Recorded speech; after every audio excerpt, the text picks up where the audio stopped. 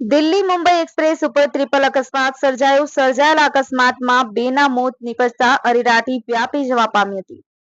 કચ્છથી મુંબઈ જઈ રહેલા પરિવારની દિલ્હી મુંબઈ એક્સપ્રેસ વે ઉપર સર્જાયેલા અકસ્માતમાં માતા અને પુત્રનું કમકમાટીભર્યું મોત નીપજ્યું હતું. પ્રાપ્ત માહિતી અનુસાર આમોદના દોરા ગામ નજીક રેસ્ટ હાઉસ પાસે બે અર્ટિગા અને એક ટ્રક વચ્ચે અકસ્માત સર્જાયો હતો. સર્જાયેલા અકસ્માતમાં નિશાબેન અશોકભાઈ પોકાર અને તેમના પુત્ર નિર્મિત અશોક પોકારનું કમકમાટીભર્યું મોત નીપજ્યું હતું. મળતી માહિતી મુજબ અર્ટિગા કારના ચાલકને ઝોકું આવતા ટ્રકની પાછળ અર્ટિગા કાર અડાડી દેતા પાછળ બીજી અર્ટિગા કાર હોય તે પણ પાછળ અથડાતા ટ્રિપલ અકસ્માત સર્જાયો હતો, જેમાં માતા અને પુત્રનું કરુણ મોત નીપજવા પામ્યું હતું. સર્જાયેલા અકસ્માતમાં ઈજાગ્રસ્તોની સારવાર અર્થે આમોદ સામૂહિક આરોગ્ય કેન્દ્ર ખાતે લાવવા તબીબી ટીમને મૃત જાહેર કર્યા હતા. આમોદ પોલીસે ઘટના સ્થળે પહોંચી અકસ્માતનો ગુનો નોંધી વધુ તપાસ હાથ ધરી હતી અને ડેડ બોડી ઉપર કબજો મેળવી પીએમથી ખસેડવામાં આવી હતી.